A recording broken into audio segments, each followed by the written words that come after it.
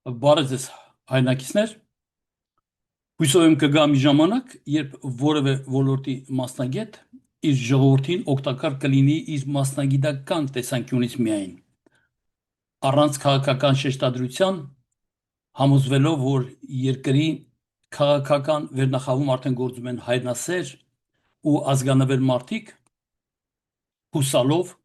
որ հայկական պետականությունը ամուր հիմքերի վրա է։ Սակայն ցավոք կարծում եմ, ոչ ներկայում եւ ոչ էլ մոտակա ապագայում չենք ունենալու այսպիսի իրավիճակ։ Ես Վարդան Կարագյուզյանն եմ եւ երկար տարիներ ղեկավարել եմ ամերիկյան բժշկական գիտական կենտրոնը Կալիֆոռնիա Միացյալ Նահանգներ։ Իմ այս մեկնաբանությամբ նպատակ եմ հետապնդում անհրաժեշտ հետևություններ անելու ակնկալիքով վերհանել հայաստանյան քաղաքական ներկա իրադարձությունները պատճառը հետևանքային տրամաբանությամբ։ Գիտեք, բժշկագիտության օրենքները ամբողջովին նմանատիպ են քաղաքագիտական օրենքներին։ Բժշկագիտության մեջ հիվանդության բուժման համար առաջնային է պատճառների վերհանումը, այնուհետև նոր հետևանքների դեմ պայքարը եւ ոչ հակառակը։ Այլ խոսքով, հիվանդի քիթը բռնելով որպեսի չփրշտա, որը հետևանքն է միայն բնավ, հարբուխը չի բուժվելու, որ պատճառն է։ Նույն սկզբունքը գործում է նաև հասարակական քաղաքական հարթակներում։ Եթե այժմ ականատես ենք բազմաթիվ սոցիալ-տնտեսական չլուծված խնդիրների, արտաքին ոչ հայամետ քաղաքական դրսևորումների, ապա պատճառը կամ սկզբնաղբյուրը պետք է փնտրել նախկինում։ Ներկա իշխանությունները այդ նախկինները վերագրում են մինչև 18 թվականի մարտը, իսկ ընդդիմադիրները այն վերագրում են 18 թվականի մարտից հետո։ Կարծում եմ սա այն եզակի դեպքն է, երբ երկուսն էլ իրավացի են։ Պետք է նկատել, որ առանց դիտարկելու կամ շրջանցելու պատճառները եւ զբաղվելով միայն հետևանքների վերացմամբ խնդիրները չեն լուծվելու։ Ավելին, դեռևս նախկին պատճառների հետևանքները չմարսված Հայաստանում ներկայումս տեղի են ունենում իրադարձություններ, որոնց կարելի է վերագրել որպես նոր ձևավորվող պատճառների եւ որին անպայման կհետևեն նոր հետևանքներ։ Խոսքս առաջին հերթին վերաբերվում է հայաստանյան ներկա իշխանությունների ոչ հեռատես արտաքին քաղաքականությանը, ինչպես նաեւ ներքին քաղաքականությունում ոչ արհեստավար գործունեությանը։ Իսկ հիմա, երբ դուք զինված եք պատճառահետևանքային որոշ տեղեկատվությամբ, եկեք տեղափոխվենք ոչ վաղանցյալ, որը ներկա հայաստանյան քաղաքական դաշտի ձևավորման նախաշեմն է։ Այն արցախյան թեման է, որը ներկայումս կարող է դիտվել արդեն ժամանակավրեպ, սակայն հաշվի առնելով, որ ներկա հայաստանյան քաղաքական եւ սոցիալ-տնտեսական խճանկարը ամբողջությամբ պայմանավորված է արցախյան վերջին գոյամարտով եւ այդ ժամանակամիջոցում տեղի ունեցած բազմաթիվ չարաշահումներով, ապա այն անշուշտ պետք է քննարկել։ Անցյալ դարի 90-ականներին արցախյան ռազմական հաջողություններից ողջևորված եւ իրենց կարծիքով հաջողությանը ներդրում կատարած որոշ առաջնորդներ, օգտվելով ամենաթողությունից, սկսեցին պահանջել եկամտաբեր պաշտոններ, զուգակցելով համատարած սեփականաշնորհումներով։ Արդյունքում ազգային մտածողությամբ հավաքված հայրենասերները վերածվեցին շայր հետապնդող խնդիրների եւ այդ խմբերը կարճ ժամանակամիջոցում երկիրը վերածեցին իսկական թալանատեղի։ Կարծում եմ կարողացա գոնե մակերեսորեն ներկայացնել նախկինում տեղ ունեցած ամենաթողությունը որպես պատճառ, որոնց շարունակական հետևանքները ակնհայտ են ներկայումս,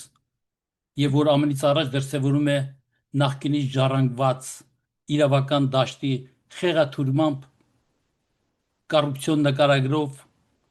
դեմագոգիայով եւ աշկակապությամբ։ Այս տեսաերիզում կբերվի միայն արցախյան պատմագրությունը, իսկ հաջորդ տեսաերիզում կբերվեն մեկնաբանություններ ներկայումս խորհրդարանում իշխող կուսակցության կողմից Սփյուռքի վերաբերյալ նախապես թելադրված տգետ հրետանաբանության մասին, ինչպես նաև մեկնաբանություններ Արցախյան ազատագրական պայքարի կողի տակ ձևավորված հայաստանյան քաղաքական պատված դաշտի վերաբերյալ։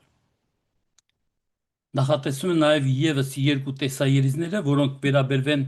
Հայաստանի առողջապահության խեղկատակ համակարգին եւ կրթական խեղաթյուրված ոլորտին։ Այս մեկնաբանության մեջ Արցախի վերաբերյալ վկայությունները որպես հայաստանյան ներկա քաղաքական դաշտի սկզբնավորման սկզբնաղբյուր սահմանափակվելու միայն վերջին ժամանակաշրջանում կարող է դիտվել թերի, եթե չբերի այդ իրապես հայկական երկրամասի վերաբերյալ թեկուզ համառոտ պատմական տեղեկատվություն, որը կարծում եմ կարող է լինել հասանելի եւ ուսանելի ներկա եւ տգետ, միգուցե նաեւ խորամանկ իշխանություններին։ Ես հուսով եմ, որ Արցախի վերաբերյալ առավել հստակ տեղեկությունը լայն մասաների մոտ կառաջացնի հայրենասիրության ել ավելի վեհ զգացումներ եւ ավելի կընդգծվի ներկա հայաստանյան իշխանությունների պատուած քաղաքականությունը։ Իդեպ Հայաստանի Գիտությունների Ակադեմիայի պատմության գիտաշխատողները, որոնց առաքելությունն է ներկայացնել Արցախյան գոյամարտը իր պատմական նախադրյալներով, դպրոցական դասագրքերում սահմանափակվել են թռուցիկ տեղեկատվությամբ միայն, որը դավաճանության յուրատեսակ մի այլ ձև է եւ անշուշտ այն թելադրված է իշխանությունների կողմից։ Մեկ անգամ եւս ուզում եմ ընդգծել, որ ես քաղաքական գործիչ չեմ, այլ բժշկագիտական ոլորտի մասնագետ եւ հարազատ մնալով իմ մասնագիտությունը հավաքագրել եմ այն նյութերը, որոնք բերված են հավաստի աղբյուրներից եւ դիտել եմ այն ամենայն մանրամասնորեն։ Անցնենք բուն նյութին։ Ներկայիս Լեռնային Ղարաբաղի տարածքը դա Արցախի ամենալեռնային մասն է միայն, որը պատմական Հայաստանի 10-րդ նահանգն է։ Իր դարավոր պատմության տարբեր ժամանակահատվածներում այս տարածքը կոչվել է տարբեր անուններով։ Ուրարտական սեպագրումներում այն կոչվում էր Ուրտեղ-Ուրտեղին եւ ավանդական հայկական Արցախ անվանումը ծագում է այս անվանումից։ Հնագույն ժամանակներից ի վեր այն ունեցել է միաձույլ էթնիկ կառուցվածք, այսինքն բնակեցված եղել է բացառապես հայերով։ Սկսված 11-րդ դարից Կենտրոնական Ասիայից Անդրկովկաս եւ Փոքր Ասիա սկսեցին ներթափանցել բազմաթիվ թուրքալեզու քոչվոր ցեղեր եւ հետագայում Անդրկովկասի բնակչությունը պարբերաբար ենթարկվեց տարբեր նվաճողների հարձակումներին։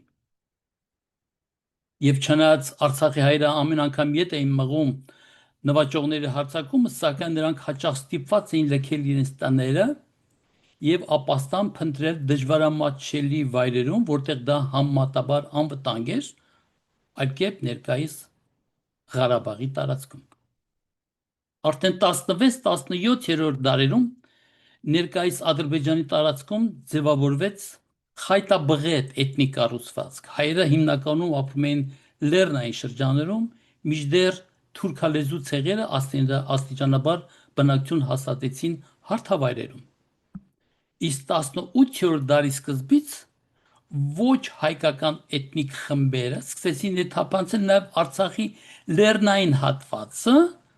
ներկայիս Ղարաբաղի տարածքը, որը միշտ կոմպակտ բնակվող հայկական տարածաշրջան էր։ Ղարաբաղի հայերի էթնիկ պատմության մեջ բազմաթիվ փոփոխություններ են տեղի ունեցել։ Մի կողմից քոչվոր ցեղերի անընդհատ ներխուժումները, մյուս կողմից Ռուսաստանի, Պարսկաստանի, Թուրքիայի միջև պատերազմները հայ ժողովրդին հասցրել են ծայրահեղ դժվար իրավիճակի։ Սարսափել էր, որ 18-րդ դարի վերջին Խամսայի հզոր միլիքությունը, որը միավորում էր 16-րդ դարից ի վեր Ղարաբաղում գոյություն ունեցող 5 հայկական իշխանությունները, փլուզվեցին, ինչը հանգեցրեց հայերի զանգվածային գաղթի հիմնականում դեպի Վրաստանի տարածք։ Նման բարդ էթնոքաղաքական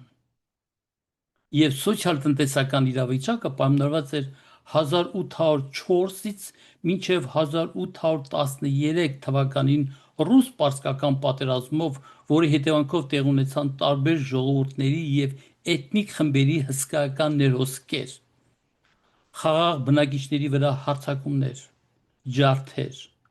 ամբողջ գյուղերի ավերածություններ։ Այն իրականացում էր ոչ միայն պարսկական զորքի, այլև լեզգիների եւ այլ քոչվոր ցեղերի կողմից։ Եվ այդպես 9-ամյա պատերազմը ավարտվեց ռուսական զորքերի հաղթանակով եւ 1813 թվականի հոկտեմբերին Գյուլիստան գյուղում, Ղարաբաղում, Ռուսաստանի եւ Պարսկաստանի մեջ կնքվեց պայմանագիր, որի համաձայն Պարսկաստանը ճանաչեց Ռուսաստանի գերիշխանությունը Ղարաբաղի, Գյանջայի, Շիրվանի, Բաքվի իշխանությունների նկատմամբ։ 1822 թվականին Ռուսաստանի միացնելուց հետո Ղարաբաղի խանությունը լուծարվեց եւ կազմակերպեց Ղարաբաղի նահանգը, որը ներառում էր հետեւյալ վարչական միավորները, որը հիշելու նպատակով ես առանձնացրել եմ։ Այն է ներկայիս Լեռնային Ղարաբաղի ինքնավար մարզը, Քելբաջար, Լաչին, Ղուբաթլի, Ջանգելան, Իմիշլի, Աղջաբեդ, Աղդամ, Բարդ, Միրբաշիր, Շամյանի շրջաններ, ինչպես նաև ներկայիս Սիսիանի, Գորիսի, Ղափանի, Մեղրու շրջանները։ Շնորհակալություն օգտվելու համար։ 1823 թվականին ցարական ռուսական չինովնիկները պետական խորհրդական Մոգիլևսկին եւ գնդապետ Երմոլովը Ղարաբաղի բնակչությունը հաշվառելու եւ դեմոգրաֆիկ այսպիսի աշխատանքներ կազմակերպելու համար եղել է Ղարաբաղում եւ շրջայց է կատարել Շուշի եւ Ղարաբաղի նահանգները, որի աշխատանքում կազմվել է Ղարաբաղի պրովինցիայի նկարագրությունը։ Կազմվել են մանրամասն ցուցակներ, որոնք արժեքավոր տեղեկություններ են պարունակում ժամանակի բնակչության եւ էթնիկ կազմի մասին։ Իսկ նպատակը եղել է հետեւյալը՝ գույքագրել բնակչությանը, հաշվառել ընտանիքները եւ պարզել նախկին խանի գանձած հարկերն ու եկամուտները։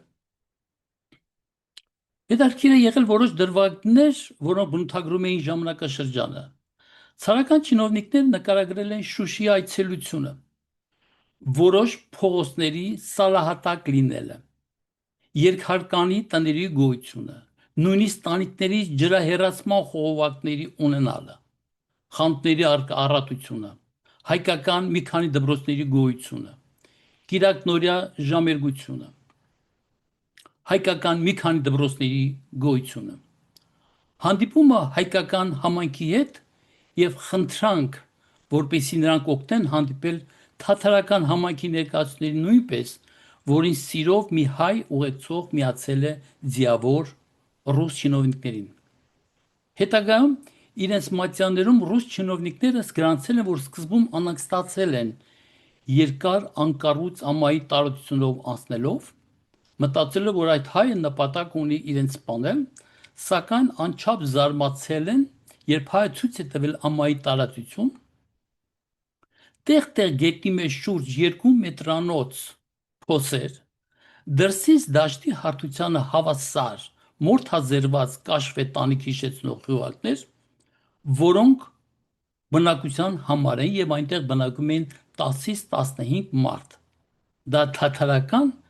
ներկայիս ադրբեջանացի բնակչություններ։ Չինովնիկները իրենց զեկույցներում նշում են կատարել ուղղված նահանգային ծառայություններ, մատնանշելով, որ հնարավոր չէ այդ մարդկանց վրա դնել որևէ հարկադրույթներ։ Անցնելով առաջ, այդպիսով 46 թվականին Անդրկովկասում արդեն կար 4 նահանգ, Թիֆլիսի, Քութայսի, Դերբենդի, Շամախայի։ Ղարաբաղի նահանգը Շամախայի նահանգի մի մասն էր։ 19-րդ դարի երկրորդ կեսերին կազմավորվեց Երևանի նահանգը, իսկ որոշ ժամանակ անց Շամախայի նահանգը վերանվանվեց Բաքվի նահանգի։ Իսկ որոշ ժամանակ անց դա 1868 թվականին ստեղծվեց նոր նահանգ, այն կոչվում էր Ելիզավետապոլի մարզ։ Այն Ղարաբաղի տարածքը բաժանեց 5 շրջանների։ Նրանք էին Ելիզավետապոլ, Ղազախ, Նուխինի, Շուշայի եւ Զանգեզուրի։ Ցարական կառավարության կողմից նման հաճախակի վարչական վերաբաշխումները չէին բխում էթնիկ, տնտեսական, աշխարհագրական կամ էթնոմշակութային նկատառումներից։ Հետևաբար նման բաժանումները հաճախ արդարացված դժգոհություն են առաջացնում Անդրկովկասի արևելյան մասի հայ բնակչության շրջանում։ Տեղական իշխանությունների շրջանում վարչական խառնաշփոթի բազմաթիվ օրինակներ կային։ Հայկական լեռնաշխարհի որոշակի մասը բաժանվել էր վրացական եւ թաթարական շրջանների։ Անդրկովկասի վարչատարածքային բաժանումը գրեթե անփոփոխ մնաց մինչև Ռուսաստանում հոկտեմբերյան հեղափոխության 17 թվականը։ Վերջապես 1920 թվականին Անդրկովկասում խորհրդային իշխանության հաստատումից հետո հին բաժանումը վերացվեց եւ հաստատվեցին նոր սահմաններ։ Իմ կարծիքով անչափ կարևոր է այս ժամանակաշրջանը գնահատել։ Իսկ իրականությունը հետևյալն էր. ներկայիս Ադրբեջանի պետականության ստեղծման հիմնաքարերը դրել են ոչ թե ոմն Ռասուլզադեներ, այլ հենց ինքը Անաստաս Միկոյանը։ Մինչև 18 թվականի մայիս ամիսը գոյություն է ունեցել Անդրկովկասի դեմոկրատական ֆեդերատիվ հանրապետություն, Հայաստանի եւ Վրաստանի ադմինիստրատիվ միավորներով եւ ոչ ավելին, բացառելով Ադրբեջան անվամբ որևէ վարչական միավոր։ Ռուսաստանում հեղափոխությունից անմիջապես հետո երբեմնի ցարական կայսրության տարածքների վերադասավորումը, ինչպես նաև ներկայիս Ադրբեջանի տարածքը, որպես Ռուսաստանին կցված վարչական միավոր ընկած էր բոլշևիկյան կուսակցության նպատակներով եւ մնում էր միայն այն արձանագրել։ Սակայն պատմական դարձավ մեր հայրենակցի Անաստաս Միկոյանի զեկուցումը կուսակցական պլենար ժողովներից մեկում 18 թվականի ապրիլ ամսին ի օգուտ Ադրբեջանի կազմավորման որպես առանձին սուբյեկտ, որն էլ վճռոշ եղավ ներկայիս Ադրբեջանի Հանրապետության ձևավորմանը։ Ներկայումս հայտնի չէ Միկոյանի ադրբեջանապետ կողմնորոշման պատճառները, սակայն գոյություն ունեն տարբեր ենթադրություններ։ Նախկինում նրա կողմից այդ տարածքների ծանոթությունը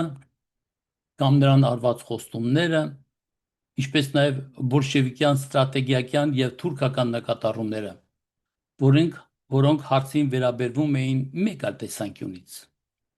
ոգեշնչվելով Միկոյանի կողմից արտաբերված Ադրբեջան անվանը։ Բանը նրանումն է, որ 1905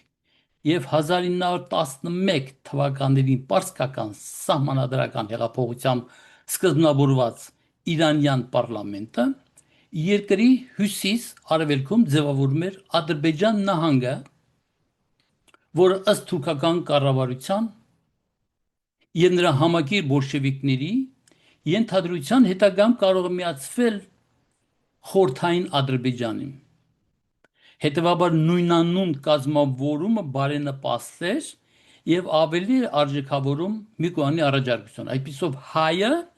դրեց Ադրբեջանի պետականության հիմքը, որի հետևանքները ականատես ենք ներկայումս։ Եվ այդպես 18 թվականի մայիսին ի լրումն կենտրոնական կոմիտեի որոշման Անդրկովկասի դեմոկրատական ֆեդերացիան վերածվեց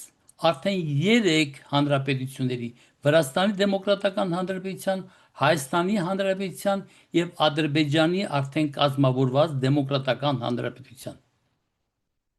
Ղարաբաղի եւ Զանգեզուրի հայկական համայնքները մերժեցին ենթարկվել նորաստեղծ Ադրբեջանի Դեմոկրատական Հանրապետությանը եւ 18 թվականի շուշում Լեռնային Ղարաբաղը ընտրեց սեփական ժողովրդական կառավարություն։ Սակայն 2 տարի անց 1920 թվականի ապրիլին 11-րդ Կարմիր բանակը մտավ Բաքու եւ Ադրբեջանի Դեմոկրատական Հանրապետությունը վերակազմավորեց որպես Ադրբեջանի Սոցիալիստական Սովետական Հանրապետություն։ Իսկ 22 թվականին այդ 3 ադմինիստրատիվ միավորները ճանաչեցին որպես Անդրկովկասի Սոցիալիստական Ֆեդերատիվ Հանրապետություն, որը գործեց մինչև 36 թվականը։ Այնուհետև առանձին գործեց որպես սոցիալիստական հանրապետություններ։ Միևնույն ժամանակ բոլշևիկյան Ռուսաստանը գտնվելով շրջափակման մեջ, ինչպիսի ներկայումս է, եւ ընդհանրելով Թուրքիան արտաքին աշխարհին կապող մեծ դարպաս, հաջողանալով նրան անհատույց նվիրաբերեց ոչ միայն մեծականակ ոսկի եւ զենք, այլև նրա փոքր եղբորը նորաստեղծ Ադրբեջանին նվիրաբերեց Ղարաբաղը, որը պատմական Արցախի մի փոքր հողակտորն է միայն, եւ Նախճիվանը, ընդհանրելով որ կազմավորված Ադրբեջանը իր ծածկույթի տիրույթում է։ Առավել մանրամասն խորհրդային վերջին տարիների Արցախյան գոյամարտի եւ Հայաստանում անթողության ներկա վիճակի մասին կբերվի հաջորդ տեսաերիզներում։ Սակայն հիմա սահմանափակվենք միայն պատմական անցյալով։ Այո, պատճառներն են ծնում հետևանքներ։ Եվ ամենից առաջ մտաբերեցի մեկ այլ պատճառ, որը հետևանք ավելի քան սարսափելի էր։ Ստեփանակերտում Նիկոլի կողմից Արցախը Հայաստանը եւ վերջ կեղծ հայրենասիրական հայտարարությունը, որը ստեյության ուղղված չէր Արցախին, որին ժամանակ առ ժամանակ միամտորեն հղում են անում որպես հայրենասիրության պորտկում, այլ ուղղված էր Ալիևին ի նշան անհամաձայնության, ինչպես թղթախաղերի ժամանակ գոյություն ունեցող նմանատիպ անհամաձայնության, պահանջելով հայկական տարածքների դիմաց առավել բարձր փոխհատուցում։ Եվ այդպես դրվեց պատճառը, որին հաջորդեց հետևանքը։ Իսկ պատերազմական անիմաստ գործողությունների եւ հազարավոր զոհերով միայն որևէ կայացած գործարք բացառելու ցուցադրման արդյունք էր։ Եվ վերջում մեկնաբանությունները հետևում է, որ առանց որոշակի պատճառների որևէ իրադարձություն տեղի չի ունենում։ Եթե գործող իշխանությունները իրենց պաշտոնները չունենացնեն սեփականության հետ որպես պատճառ, ապա չէր լինի հովանավորչություն, կոռուպցիա որպես հետևանք։ Եվ եթե չլիներ մեկ կենտրոնից ուղղորդված որոշումներ, ապա արդարադատության նախարարությունը սահմանադրական նոր վերնաչափիկ չէր կարի, կամ եթե վարչապետը իրան չնույնացներ միապետին, ապա կաթողիկոսին ոչ հարմար գտնելու աշխատանքային խումբ չէր ստեղծվի։ Եթե Հայաստանում լիներ արևմտյան չափանիշներով այդպիսի կառավարության մեխանիզմ, ապա սոցիալական ցանցերում չէին հայտնվի վարչապետի կողմից խուլիգանական վանկարկումներ։ Այս մտքերի մեջ եթեները պատճառներ են, իսկ ապաները հետևանքներ։ Այսպիսով ունենք բազմաթիվ հայտնի եւ անհայտ եթեներ, Միկոյաններ, Լևոններ, Քոչարյաններ, Սերժեր, Նիկոլներ, ինչպես նաեւ Արցախի բազմաթիվ եթեներ եւ ներկայիս ապաներ Հայաստան խայտարակ իրավիճակով։ Շնորհակալություն։